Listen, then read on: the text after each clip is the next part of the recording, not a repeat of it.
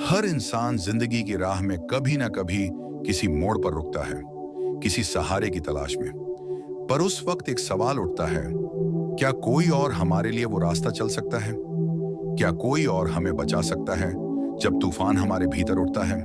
आज की कहानी एक ऐसे युवक की है, अद्वैत, जिसने जाना कि जब तक हम खुद अपने पांवों पर नहीं खड़े होते, तब तक मंजिल सिर्फ एक सपना ही रहती है। अद्वैत एक होशियार पर बहुत ही आश्रित युवक था। हर बात में सलाह लेनी, हर फैसले से पहले किसी और की पुष्टि चाहिए होती थी। बचपन से लेकर कॉलेज तक हर मोड़ पर अद्वैत ने दूसरों की राह पकड़ी। कौन सा कोर्स लेना है? माँ बोली। इंजीनियरिंग कर ले। किस कॉलेज में जाना है? दोस्त बोले, हम जा रहे हैं उस कॉलेज में, तू भी चल।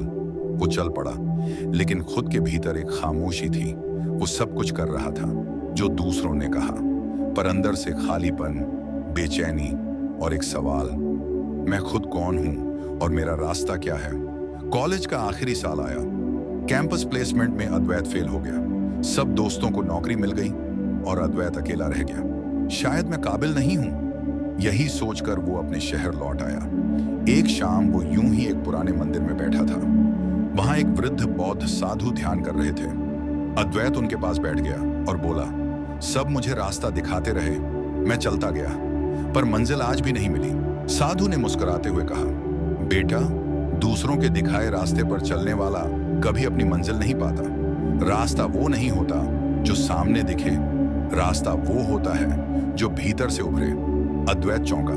उसने पूछा, पर कोई तो साथ चाहिए ना, कोई तो बताए कि सही क्या है? साधु बोले, बुद्ध ने कहा है, कोई और तुम्हें नहीं बचा सकता। तुम्हारा उद्धार, तुम्हारा मार्ग सिर्फ तुम्हारे ही हाथों में है। उस दिन के बाद अद्वैत ने खुद से सवाल करना शुरू किया, मुझे क्या पसंद है?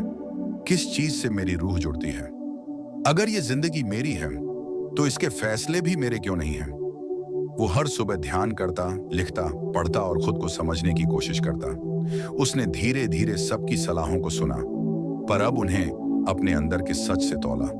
अब वो दूसरों का अंधा अनुकरण नहीं कर रहा था, वो खुद का मार्ग चुन रहा था। वो फोटोग्राफी का शौकीन था। उसने एक कैमरा खरीदा और जंगल, गांव, त्योहारों की तस्वीरें खींचनी शुरू की। धीरे धीरे उसका काम सोशल मीडिया पर छा गया। उसने एक छोटा सा स्टूडियो शुरू किया, फिर वर्कशॉप्स देने लगा। आज वो देश का जाना माना फोटोग्राफर है। एक दिन अद्वैत उसी मंदिर में लौटा जहां साधु से उसकी मुलाकात हुई थी, पर अब वो साधु नहीं थे, किसी और ने उनकी जगह ले ली थी। वो मंदिर की दीवार को देख रहा था जहां किसी ने उकेरा था, कोई तुम्हें नहीं बचाएगा, कोई और नहीं चलेगा तुम्हारा मार्ग, तुम ही हो अपने मार्ग के निर्माता। अद्वैत की आंखों में नमी थी, पर चेहरा मुस्कुरा रहा था। दोस्तों, हर किसी की जिंदगी में ऐसा समय आता है जब हम दूसरों की बातों में उलझ जाते हैं। पर याद रखना, सलाह लेना अच्छा है, पर फैसला हमेशा खुद का होना चाहिए। तुम्हारा रास्ता, तुम्हारी मंजिल कोई और नहीं तय कर सकता। चलो अब खुद चलना शुरू करें, क्योंकि जब हम अपने लिए खड़े होते हैं, तभी जिंदगी हमारे लिए रास्ता बनाती है। शिक्षा, तुम अपनी कहानी के नायक हो। तुम्हें अपनी कहानी खुद ही लिखनी है। भरोसा रखो, तुम्हारे अंदर ही वो प्रकाश है जो रास्ता दिखाएगा।